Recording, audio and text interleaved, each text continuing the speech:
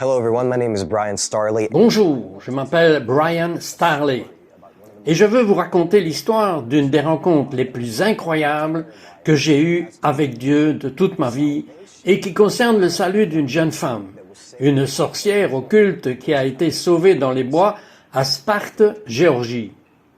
C'était, comme je l'ai dit, l'une des choses les plus incroyables que j'ai personnellement jamais vues. Le Seigneur a fait l'une des choses les plus souveraines que j'ai jamais eues. Et je veux vous donner un peu de contexte, parce que juste avant de plonger immédiatement dans l'histoire, il est important que vous connaissiez l'état de mon cœur dans cette rencontre et l'état de mes émotions, mon état mental menant à cela. Il y a deux choses principales que je dois vous dire. La première est que je n'avais absolument aucune idée de l'aspect surnaturel de ce qui était sur le point de se produire. Lorsque le Seigneur a ouvert cette porte, c'était juste une simple invitation de Dieu qui me disait « Hé, je veux que tu écoutes l'adoration, viens avec moi faire une promenade pour prier ». Principalement passer du temps avec le Seigneur, à faire de longues promenades et juste écouter l'adoration et prier pendant des heures et des heures. Et donc, c'était juste pour moi du temps avec Dieu. Mais c'était du temps avec Dieu qui n'était pas nécessairement intense la plupart du temps. C'était généralement paisible. Cela ne conduisait généralement pas à quelque chose d'évangélique ou à quoi que ce soit de cette nature. Et je dis cela parce qu'il y a quelque chose qui se passe quand Dieu vient et interrompt notre routine. Et pour moi, ce temps de prière devenait une routine. Je pense que Dieu faisait quelque chose et me faisait passer dans un nouveau sens de l'anticipation et dans l'attente de dire « Tu peux croire que je peux venir au milieu des moments les plus normaux de ta vie quotidienne et faire quelque chose au-delà de ce que tu peux demander, penser ou imaginer. » Et c'était un moment comme ça pour moi. La deuxième chose que je veux introduire dans l'histoire est le fait que c'était probablement le moment le plus terrifiant de ma vie. Il y a eu une fois où j'ai failli tomber d'une falaise dans un bus en Indonésie. C'est une toute autre histoire.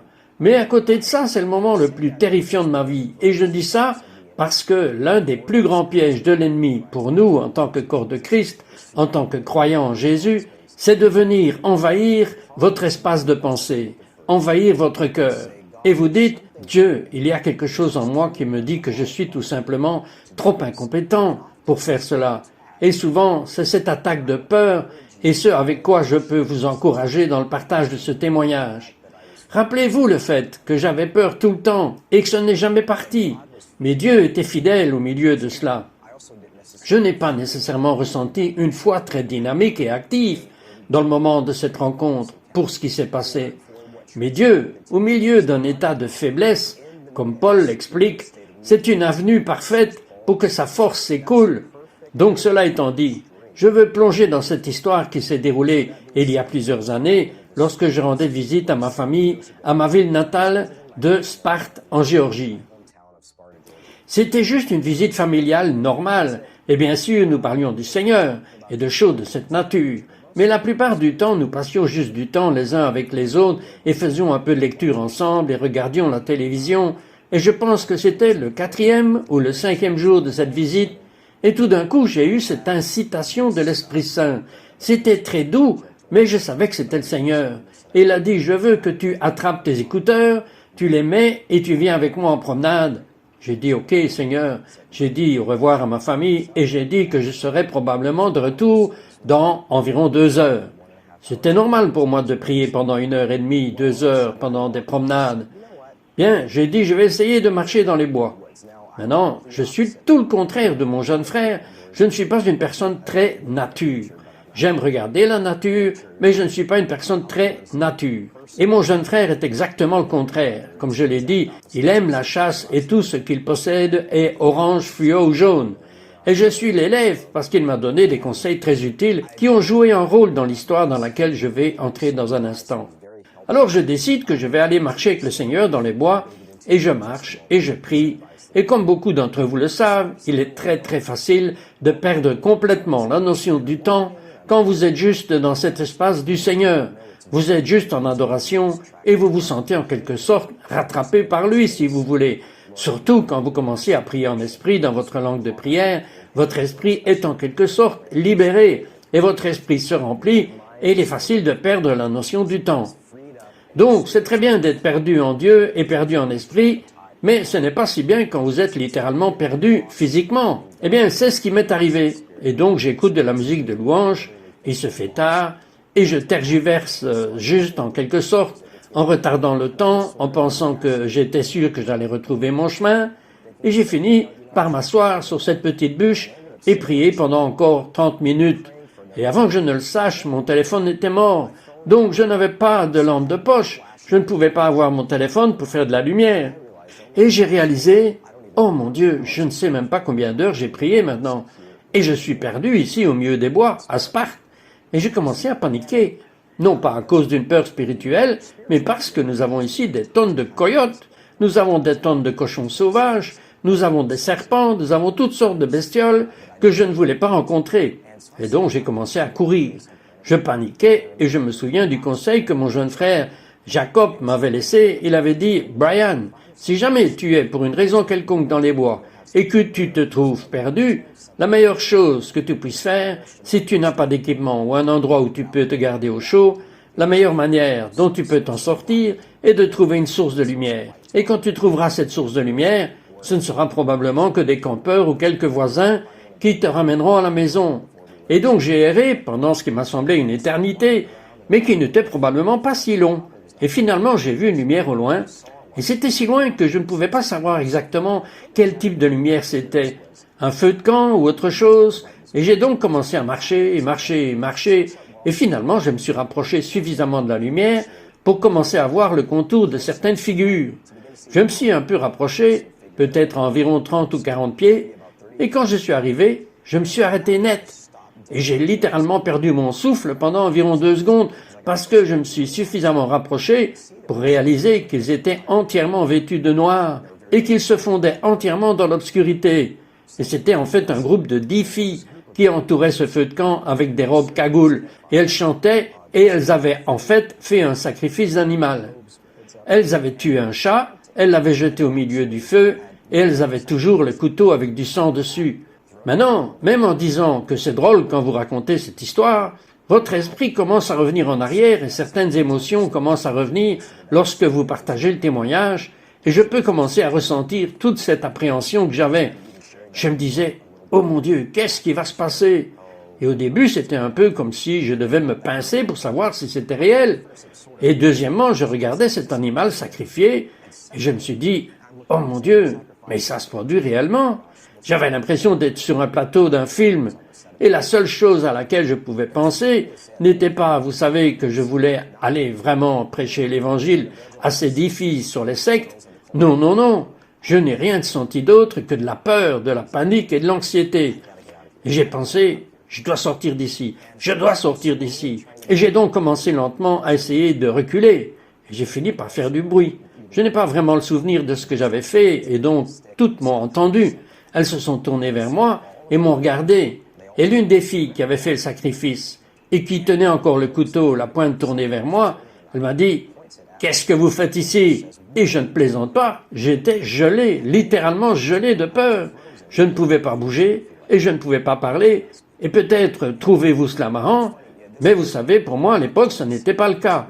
Et je me souviens qu'avant cette rencontre, je ne pensais pas qu'être gelé de peur était une chose réelle. Et j'avais regardé des films, disons des films de super-héros, des films d'action, où il y a un morceau de bâtiment ou de gratte-ciel qui tombe, et vous voyez des panoramiques de caméra aller d'avant en arrière, et encore peut-être 20 ou 30 secondes, je pensais, qu'est-ce que je vais faire?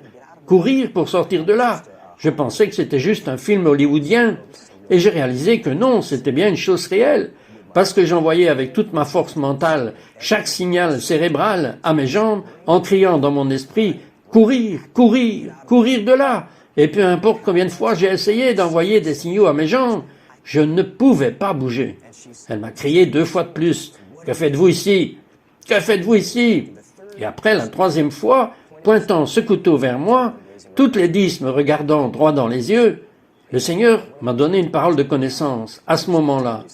Maintenant, l'une des façons dont les paroles de connaissance peuvent venir est à travers la parole spontanée.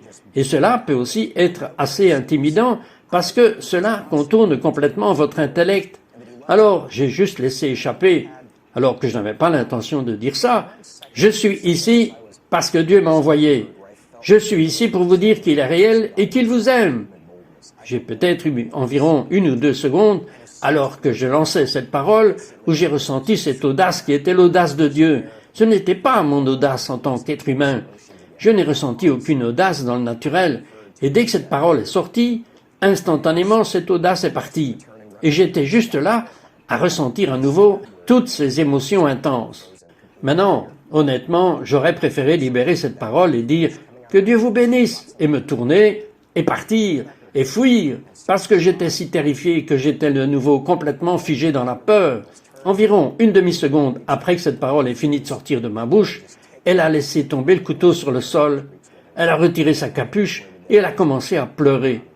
Et les 9 autres filles se sont tournées, se regardant confuses, et elles ont toutes détalé et se sont dispersées. Maintenant, j'aurais aimé pouvoir atteindre les 9 autres, mais mon histoire avec elles se termine là. Et donc, je suis juste maintenant en train de regarder cette fille sangloter tellement qu'elle crie et tremble en gémissant, et j'ai lentement commencé à penser, ok, évidemment, Dieu fait quelque chose ici. Et j'ai donc essayé de trouver le peu de courage que je pouvais, et j'ai lentement progressé.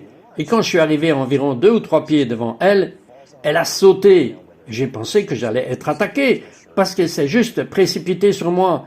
Mais quand elle m'a attrapé, elle m'a juste embrassé et est tombée à genoux, me tirant vers le bas. Et elle pleurait et couvrait ma chemise de larmes. Et j'essayais de lui demander ce qui se passait. Je savais que c'était Dieu qui parlait, mais je ne savais pas exactement ce que cela signifiait. Je ne comprenais pas vraiment ce qui se passait. Et elle pleurait si fort que sa respiration était saccadée, de sorte qu'elle n'a pas pu vraiment me parler pendant un bon moment. Et quand elle a fini par me parler, mon esprit était absolument époustouflé.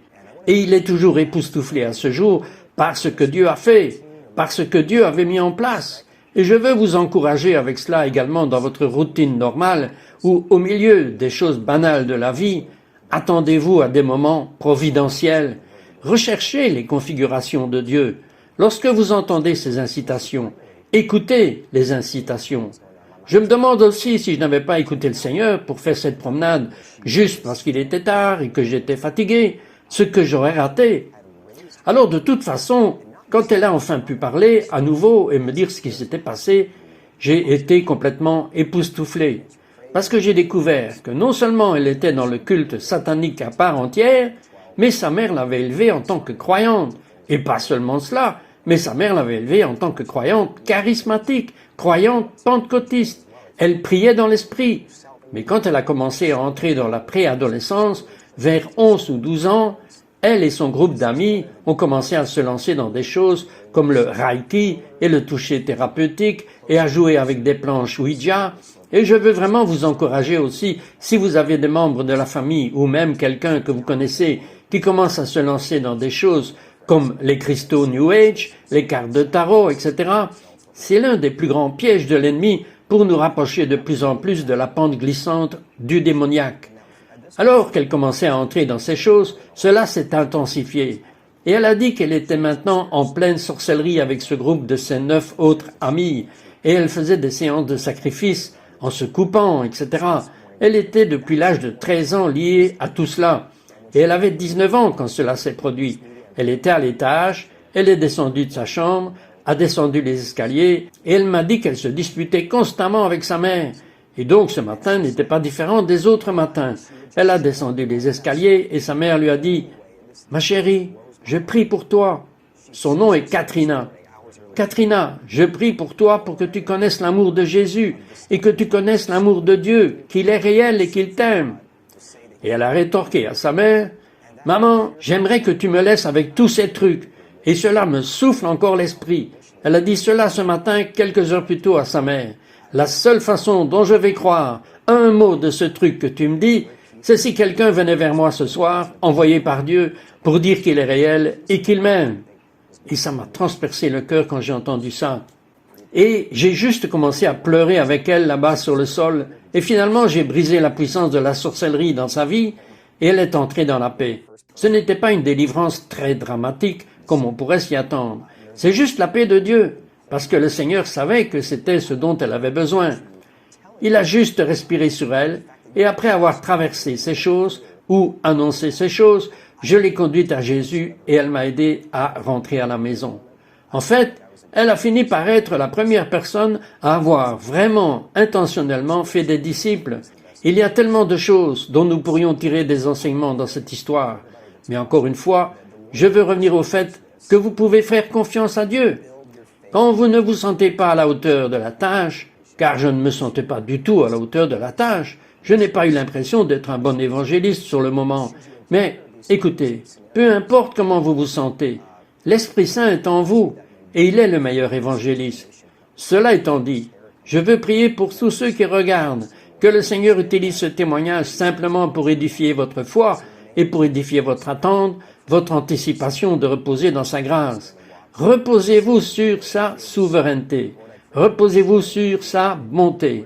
Et si vous rencontrez ces choses, des scénarios où les gens, à quel titre que ce soit, et que vous sentez cette intimidation venir, vous sentez cette terreur venir, souvenez-vous de cette histoire et faites confiance au Seigneur.